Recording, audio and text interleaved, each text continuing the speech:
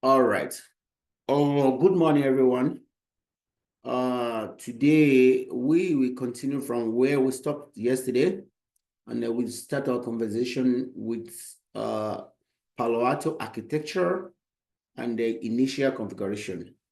So when we mean what is meant by PaloAlto architecture is the underlying machine on the underlying engine behind the firewall, behind the PaloAlto firewall.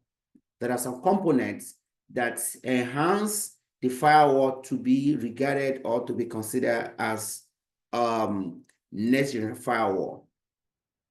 One of the key components PaloAlto as a firewall or as a company always propagate is this concept called SP3. So the concept of SP3 is a single pass parallel processing. Single pass parallel processing. Let me write it out. Single pass parallel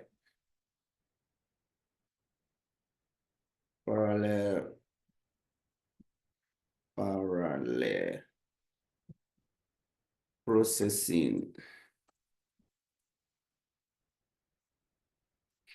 This concept boils down to the content engine. And then before we go deep dive into that, let me analyze these two. We have two major components in PaloAlto firewall. We have control plane, and then we have control plane and data plane.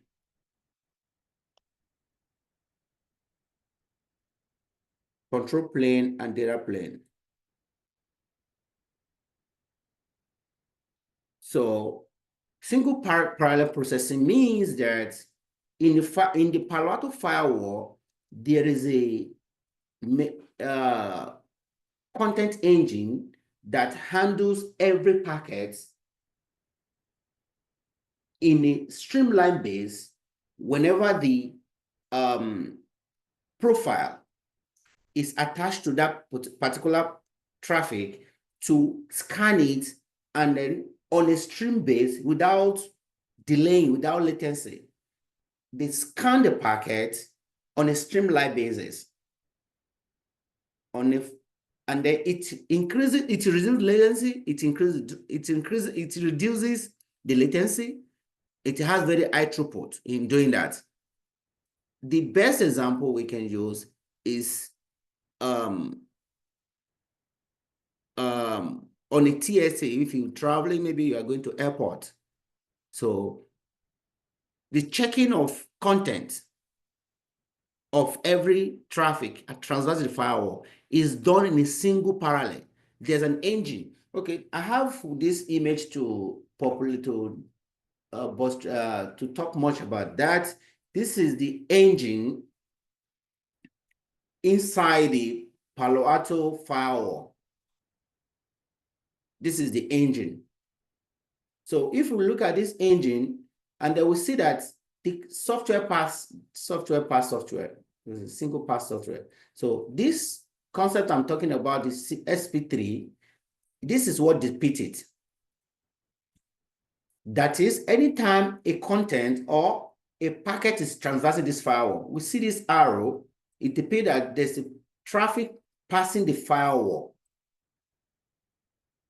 So on a streamlined basis, all the components are being scanned and evaluated against a policy in a single mode. That is, each packet is being verified or inspected for any malicious content or evasive agent. Traffic is classified based on their identity, not based on port and protocol. Some packets transfer to firewall not on the standard port number. They transfer the firewall on non-standard port number. So this firewall is capable enough to identify them based on classification and process them, scan them. If they have any malicious content based on configuration of the environment, it can either drop them or create an alert.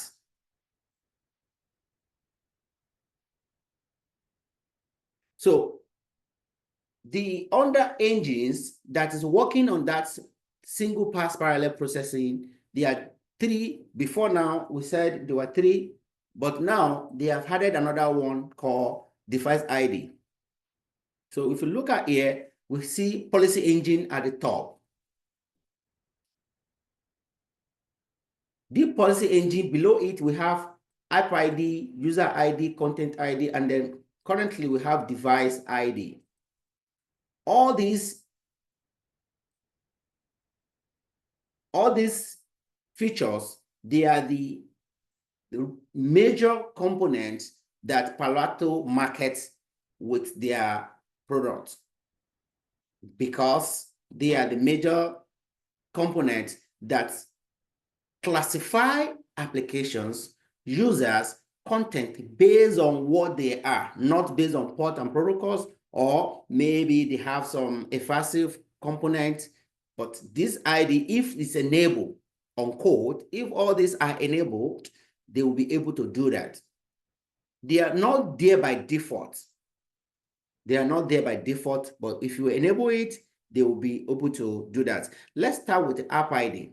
The app ID is application identification. The firewall is intelligent enough to identify application based on its original form, based on the content, based on the component. For example, if I'm going to, if I initiate a packet from internal user or from anywhere, transferring the firewall, I'm using an application, for example, maybe I'm pinging. I ping server across my firewall. The server is sitting down on the internet, for example. Maybe the server, I'll use S to denote that. This firewall will be able to identify my ping as an application if it is set. You see, it will identify it as an application, whether I configure it or not. It may not make any decision, but you say, oh, there's a ping going on across this board. We'll go to the lab and check it.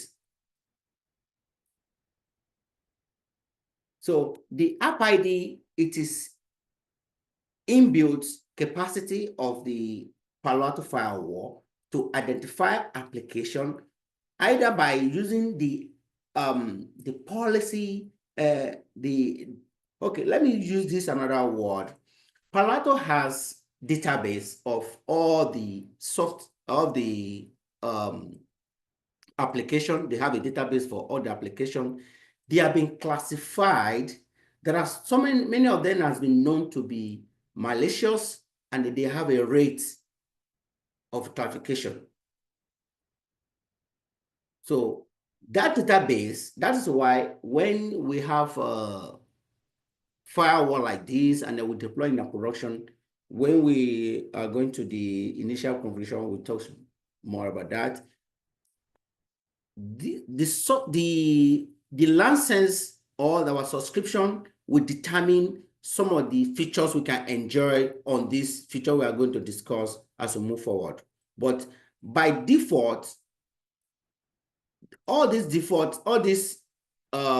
features are there, but what will make them function properly, we're talking about production now, is based on subscription. But let's pretend that we have the subscription. So PaloAlto firewall will connect to their database, where they have a database of all the applications in the internet. Some of them are known, some of them are unknown. So the known one will be classified based on their properties. They have been known from the database. The unknown one will be further analyzed based on their behavioral pattern. So what you need to remember is that PaloAlto has a database of all the applications that have been classified. They have been analyzed. Some of them have classified as malicious. Some of them are classified as what? As they have a rate of maybe they have rate of known to be utilized by other malicious guys. So they will have rates from 1 to 5 of how dangerous or how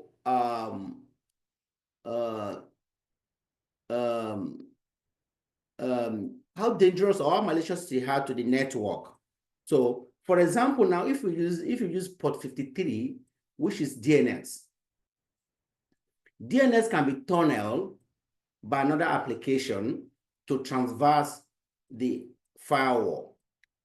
But if you are looking at it from PaloAlto perspective, this DNS, anytime it transfers this firewall and all the policy engines are enabled, firewall will be able to identify it as DNS on port 43. Even if another application is using it, PaloAlto will be able to identify that particular application. So the app ID, what it does is to identify application based on its original format, either known to be malicious or not. The unknown one have behavioral pattern that can identify them, and then if it is known to be malicious or greyware, there's a way to send it to for further analysis, which is another engine or another subscription called Wi-Fi. So that is app ID. On the user ID engine, what it does is it groups users based on what? It groups users to IP. It groups users to IP. So the engine, it does user group mapping inside the PaloAlto. For example, now, if you have a team of 10 members, those team members, they will have their machines or their workstation with them. And then we need to configure a certain configuration, like now, maybe we are using LDAP. Before this one can work very well, we need to use some LDAP configuration, that is the users in our LDAP configuration. So we will need to let the firewall know all the people in that group. So when anytime when they are transversing the firewall, they will be mapped against that particular group. So user ID mapped to user based on, it does group mapping. The group mapping will be able to identify users not based on port numbers. It will be based on their identity. For example, now I'm part of a team and I'm transversing the firewall. My name is A, maybe Abe, for example, in the configuration. Anytime I change location, my IP will change. But the firewall is intelligent to still remember me, to recognize me anytime I transfer the firewall, whether my IP changes or not. I will be grouped to that. I will be mapped to that my group with my name. It's a configuration pattern, and then certificate is involved. So all those ones come from the authentication method we are using. But the firewall is intelligent enough to group people and then to map them to their group. That is user ID. On the content ID itself, it's a security profile. It's analyze packets based on the configuration of profiles we configured in the firewall. For example, now, if you have AV configured, that is antivirus, attached to a policy, so anytime a packet is transferred to the firewall will analyze and scan the packet based on content. It will be able to decrypt it. It will decrypt the packet, look at the content, and encrypt it before sending to the forward. So if you want to check a little bit about life of a packet, let me use let's say this is okay. This one is good. This is the user, for example, and then we'll assume that this is our firewall. And then another machine is here. This is the server, for example.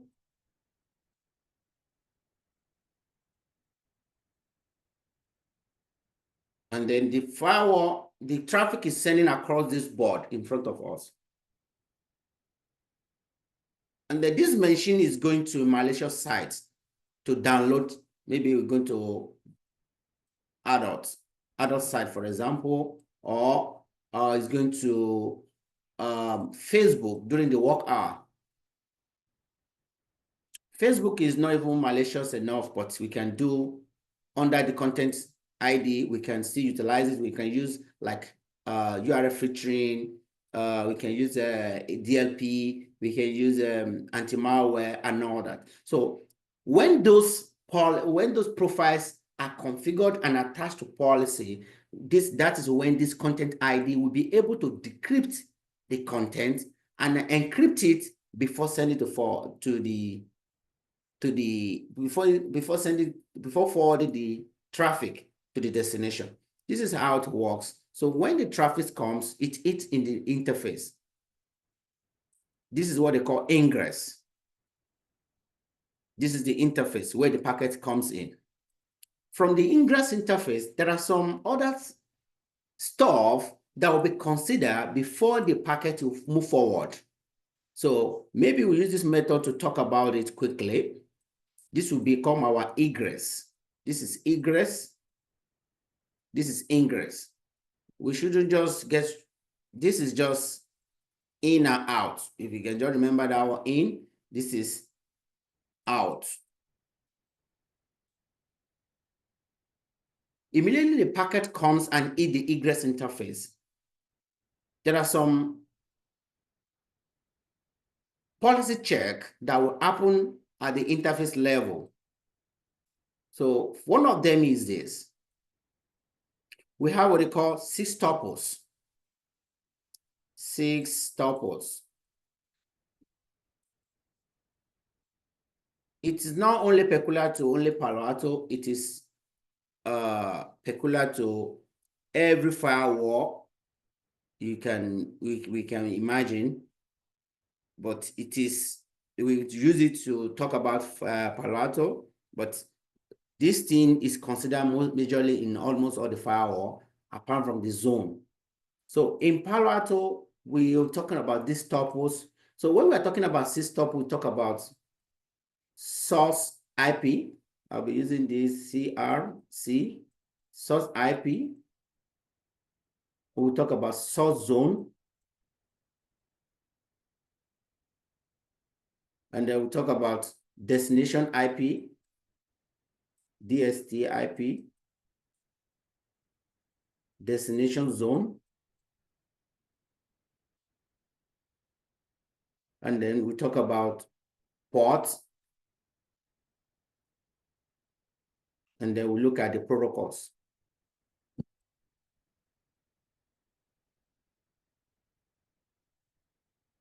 With these first 6 tuples, they will be checked across the board every time the traffic is passing across the firewall. They will be checked for, there's another concept called slow paths. All these are just part of something that we just need to pay attention to a little bit. Slow paths and fast paths, but we'll talk about slow paths. So anytime the traffic is coming to transfer the firewall, now we presume that there's no session. Yesterday, we talked about session, we talked about stateful session. So we'll see, touch base about it a little bit now. The traffic is coming in the ingress. This firewall will check the session table if there is anything on it, if there's already connection. If there's no connection, let us know that our connection is TCP connection. TCP traffic on port 443. We all know before the TCP can be established, three-way handshake will go first. So after the three-way handshake, the session is established, it will go to slow paths. It will go to the slow paths because the session is not there before. So when the session is established, certain things will be checked. It will check for the policy, you check for policy, we check for the NAT, check for the route, check for these, all the six tuples one by one before the packet will be forwarded to the egress. While checking all this, if any of these engines are not configured, they won't be able to do anything. They won't be able to perform any functionality. But let us mean that there's a description policy enabled on our firewall. And there's a allow policy that allow the traffic not to drop it. It's okay, allow the traffic based on certain criteria. So the firewall will check, first of all, we should know that NAT is checked before security policy. NAT is always checked first before the policy, before the security policy, so that the firewall will know where to forward the packet to, because there will be a kind of post-NAT and post-NAT, and then pre-NAT and post-NAT, both zone and IP. So to check that first, if that one is there and then it's correct, it will check for the route. Do we have route? There's a place to forward it, and you check for the policy. If the policy is there and it's allowed, you not check for the egress interface. All this analysis, I will still need to go back to it as we move forward when we're talking about life of a packet. But for us to have a glimpse of what is going on behind the scene of a file of PaloAlto firewall, these are the steps the firewall will take before sending the packet to the egress or to the destination. So while we are here, we are talking about SP3. And then we said SP3 is single pass parallel processing that has all this functionality embedded in it. And then we have control plane in the PaloAlto firewall. We have data plane. Control plane, what it does, that is where we manage all the configurations. It is a separate engine that manage that in the PaloAlto firewall. That's one of their edge.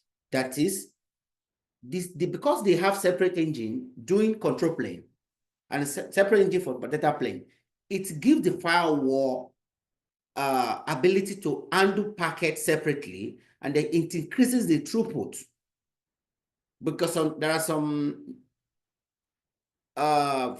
vendors that merge both together. But in this place, we see that we have control plane separate, we have data plane. What's the control plane? The control plane is the management engine. That is where we configure the management IP, DNS, NTP, anything that comes under the management, that is handled by control plane. Even the control plane, even the data plane is managed by control plane. That is why we see there's a connectivity between control plane and data plane, because it's the control plane that will instruct data plane or what to do. So on the data plane is the engine that manage all the data, all the traffic presumed to be going on to consider to be data, because they have different interfaces. For example, now, if we go to this, where's this? Okay, let me consider this one. If you look at here, let me use this one to explain it better. If you see this image, or this one is not even doing a good job here. Okay, we'll use this one, see port, we'll use this one. So I will use this port 4, for example, which I believe should be the management port. This management port, it is an example of our control plane. All other ports, they are management, they are data ports or data plane. What it does is this. We can use any of these ports to be our management port too, but by default, a specified or dedicated port is designed to do all that. So we call this one out of band port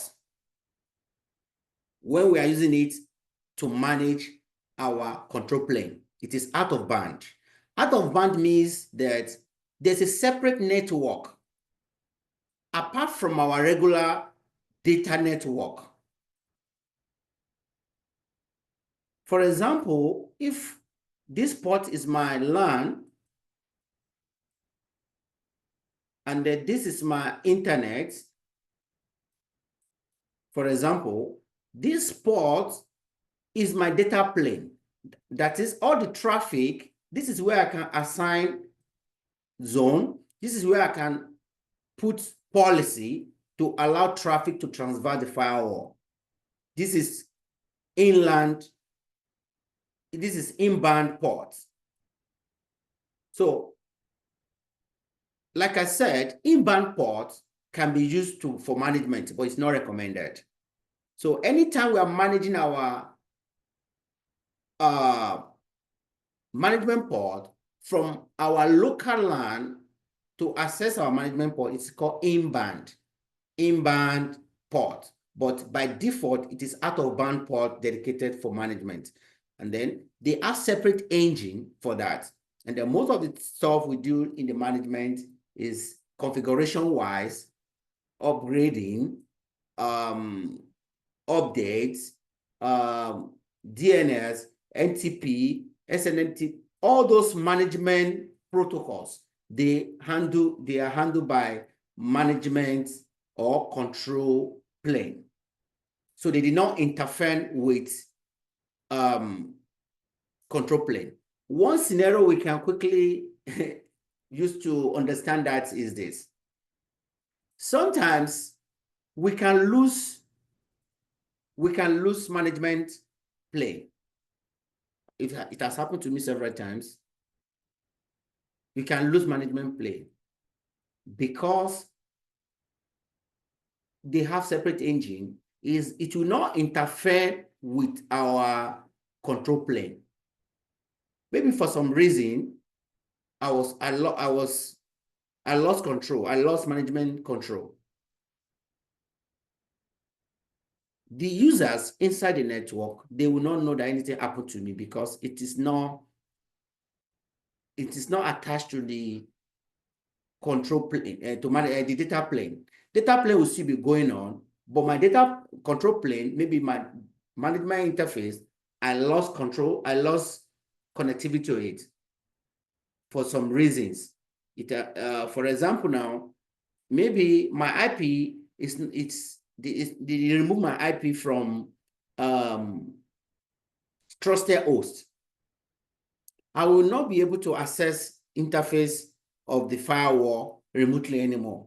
But that doesn't stop data plane to flow. or for some reason, I plug in my Ethernet cable to my management port, but it's not plugged very well. I could not access it for some reasons, or the switch connectivity was done. So all that has nothing to do with data plane. Data plane will still be flowing, and then all the functionalities in the data plane, networking, security, and the content engine will still be working. So if you look at this image very well, we see that we have networking, we have the security, we have the content. Now, the question now is this: all the routes we are talking about, anytime we create routes, is for data plane. When we create route on this firewall, is for data plane, because the interface we are going to use for the networking, for example, virtual router, is going to be the interface that we want to presume to use to go to either internet or coming from a LAN. And on the security perspective, anytime we configure a security policy, that is where the security engine comes to work. They are all in data plane. And then the content is when we're talking about the content ID, where we enable any of the security profiles. So I will stop on that for now, but let me give us a single time to maybe we have any question or we have any comment on that. But we shouldn't forget the two of those processing, the data plane and control plane, they are separated and they have different functionalities. So that is that. Any question? Oh, this one has logged me out. All right, if there's no question, because we can still spend about another 30 minutes here before we call it a day, if you still have time.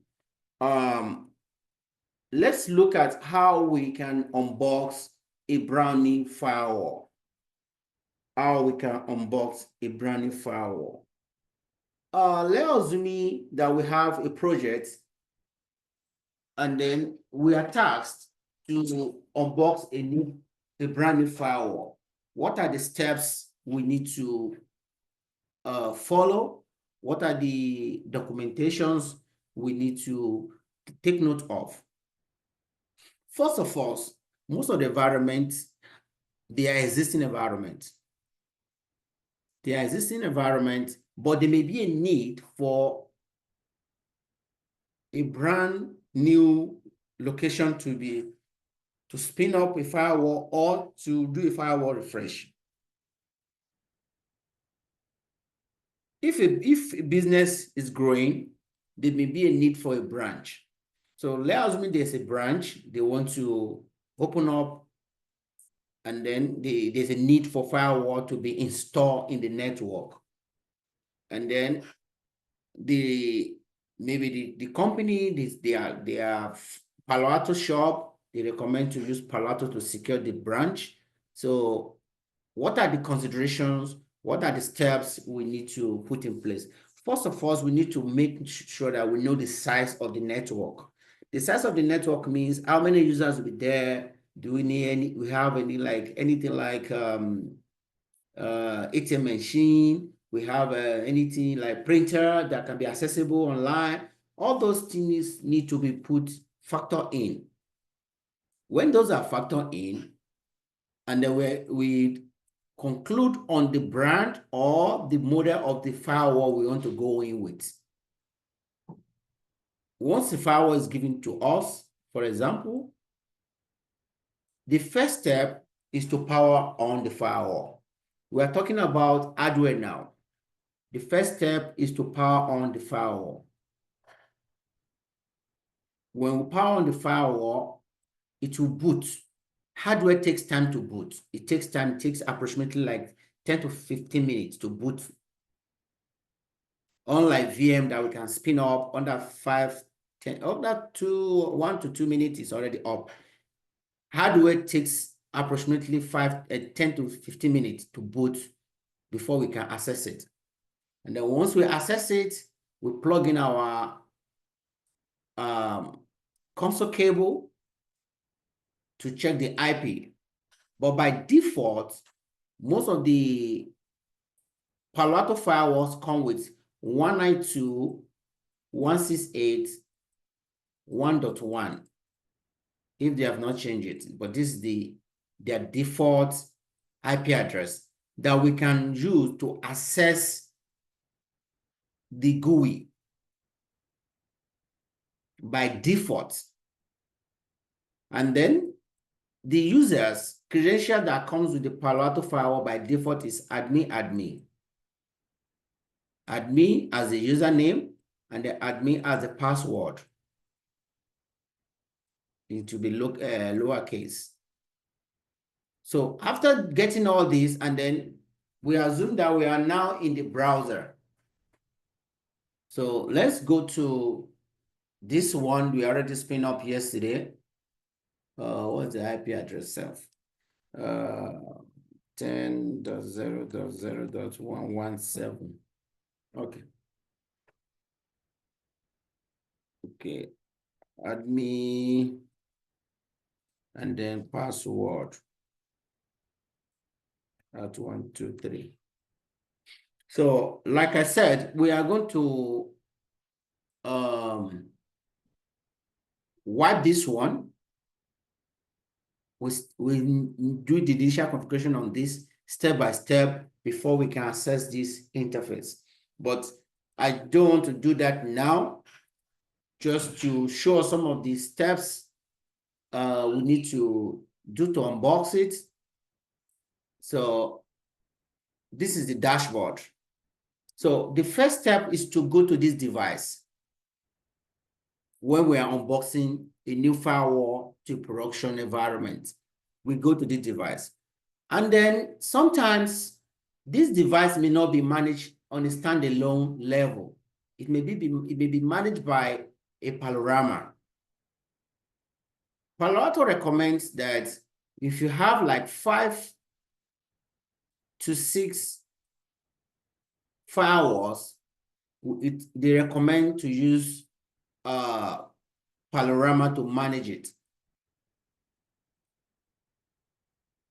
They recommend panorama to manage it.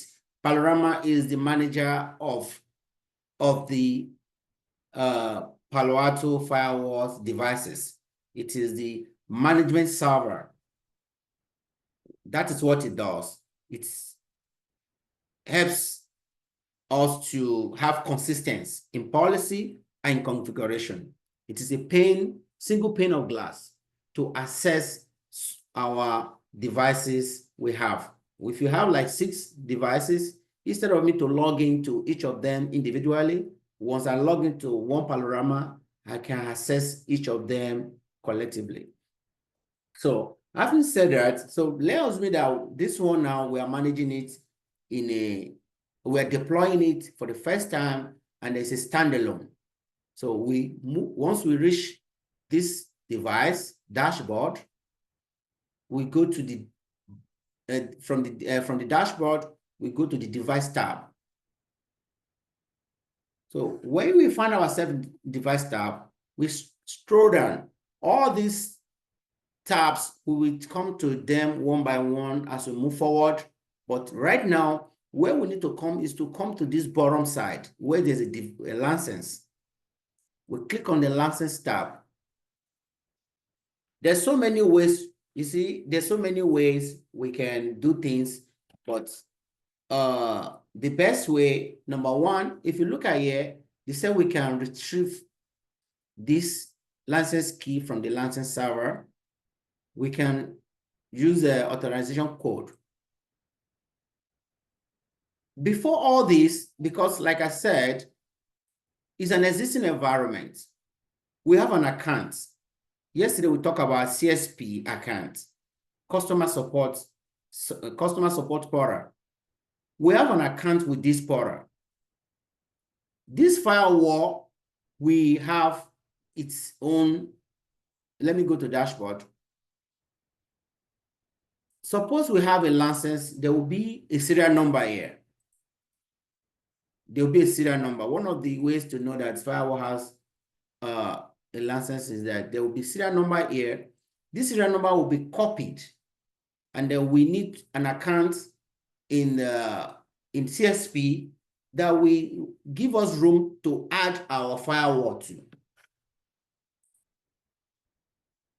It will give us room to add our firewall.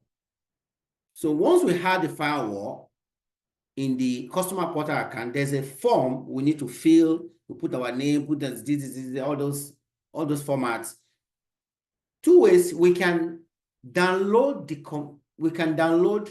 the key, or the key can be sent to an email of the requester.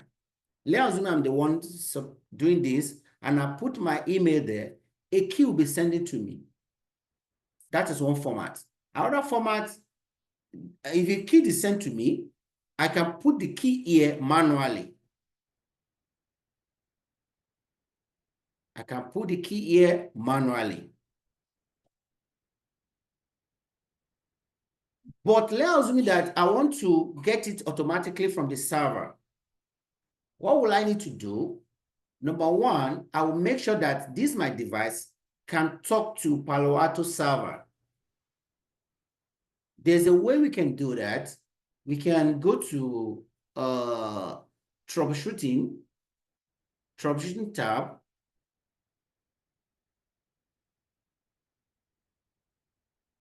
We go to troubleshooting tab, and then let me see the updates. Okay, we go to troubleshooting tab. We click on update server connectivity. With this, let's assume that we want to make sure that we can retrieve the key from PaloAlto server. We don't want to do it manually. And then we have a license.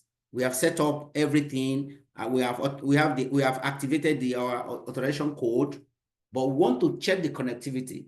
So after we select this from the drop down, from the troubleshooting, we click on update server connectivity. We click on execute.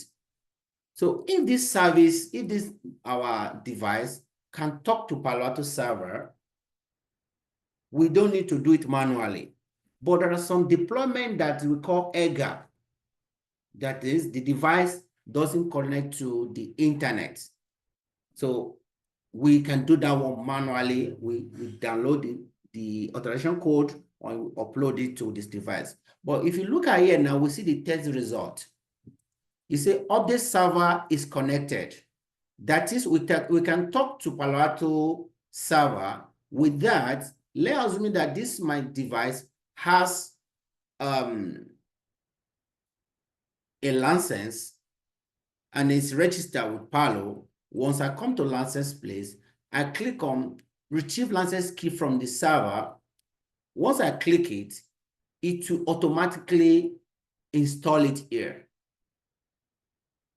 So because this device is not registered, so it said failed to install license, device is not found, which is understandable. We are just demonstrating how we can do it. So we can do that one automatically. We can do it manually.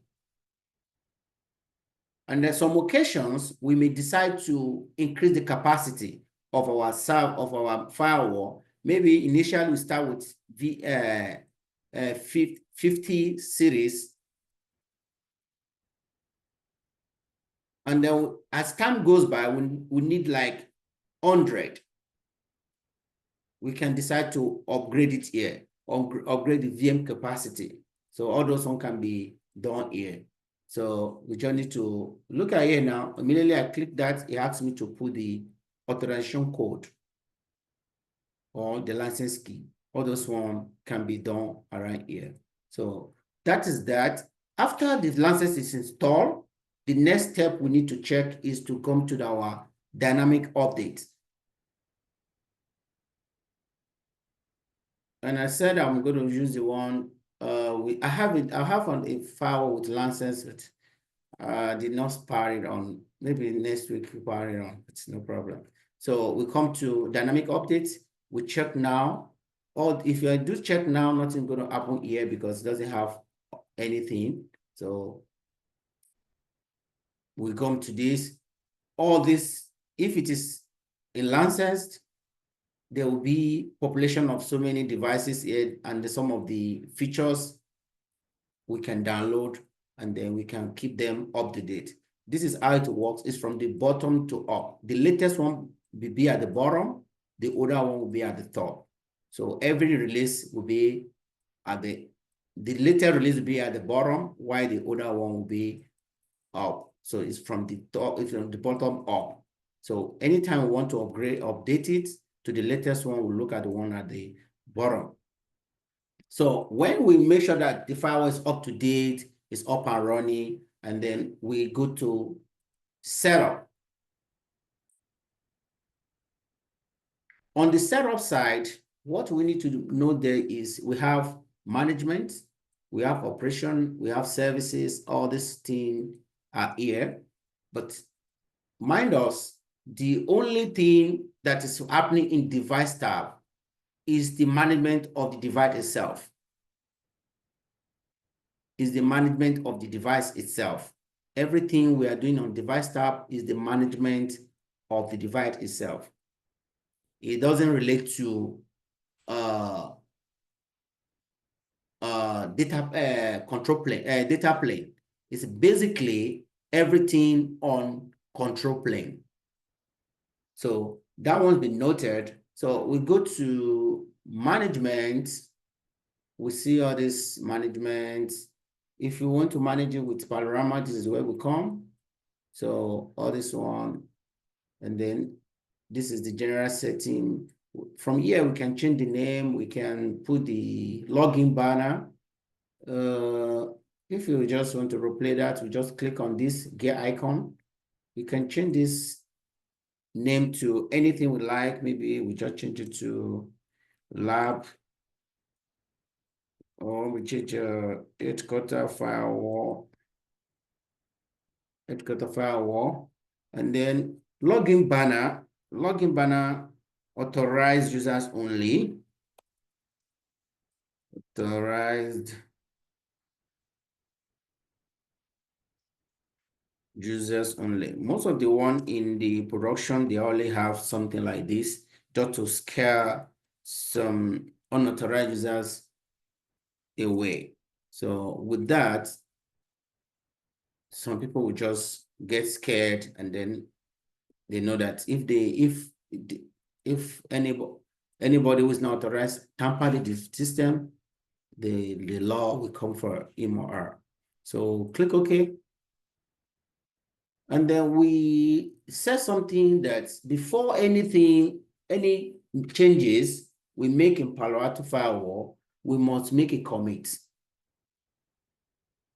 Any changes we make on PaloAlto firewall, we must make a commit, but we won't make it the commit now. Let's check some of other functionality on the firewall. So on the operation side, this place is majorly to maintain some of the configurations, either to import or to export. If you want to do migration, for example, this is where we can come to download download or save the configuration for the particular one, or even sometimes if you are making a good change or you want to make an upgrade, it is expected that we save the backup so that in case anything goes wrong, we can have something to roll back to. So for example, now if I come to, if you see revert, save name configuration, load, export, import. So, and then another thing we'll do that one as we move forward. In PaloAlto, there's what they call running configuration and candidate configuration. We're going to take a look at it now when we are doing commits. Running configuration are the one that have been committed and is saved. The another word for this is saved. Saved. Candidate configuration is just that it is not been saved yet. It is still like the one the changes I make now. It is in candidate configuration. It is not saved. That is unsaved. Unsaved configuration. It can be reverted. It can be saved, But once it's saved, it become running configuration. If it's not saved, it is candidate configuration. So that is that on that. So we can come here, for example, now, save name configuration snapshot. So if I click on this, let me cancel this. Click on the drop down. This is candidate configuration. The changes I made now, I may decide to save it. This is candidate config. This is running config. So let's assume I don't have anything here. I cancel it. I can come here. Okay, save candidate configuration, continue. Yes. So this one I save, it becomes a snapshot of everything on this firewall. Become a snapshot. Another way you can see do it, we can purposefully save a version. This is very intuitive. Look at the export, look at the import. But let us mean that we want to do an upgrade.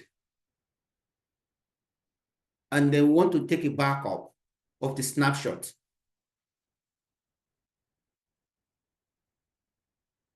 This is where we go. We go to the load name configuration. So if you come here, for example, I have this one already. This is my lab.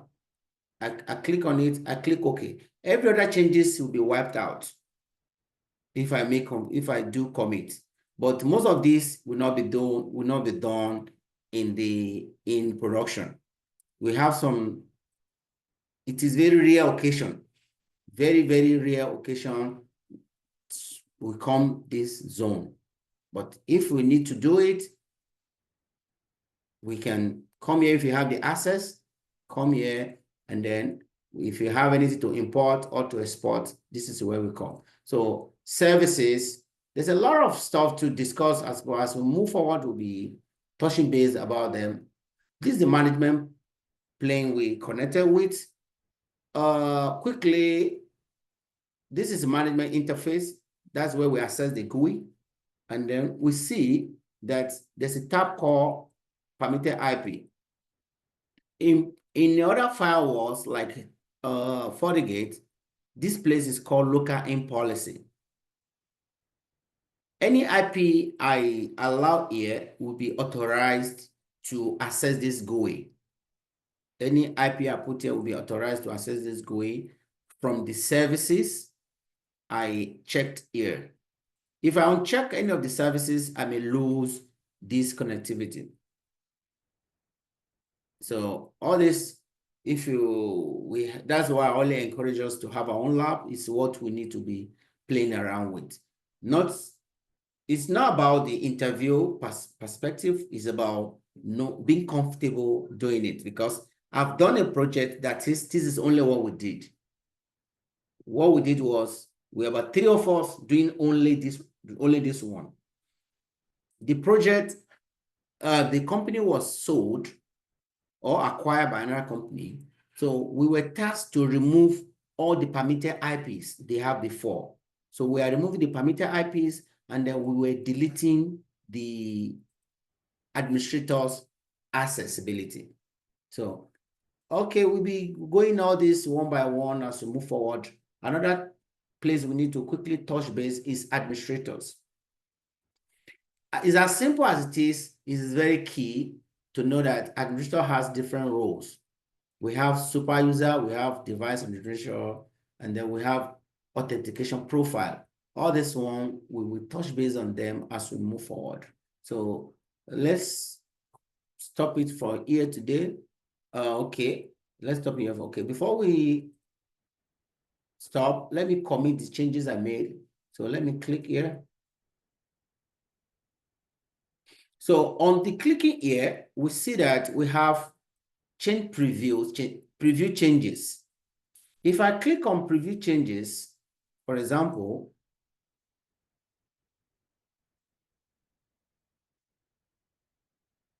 I can see that there's a window pop up. This window shows us what I said before. We have candidate configuration, we have running configuration. This one, if you look at up here as well, you see added, modify, deleted. It is very easy to understand. That is, any color that is green, it is considered added. Look at it. It says, I added login banner.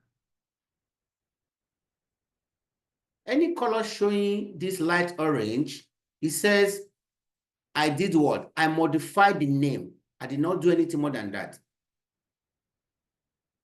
If I delete anything, suppose something is deleted, it will underline it as red. But for now, we don't have anything deleted. So we are good.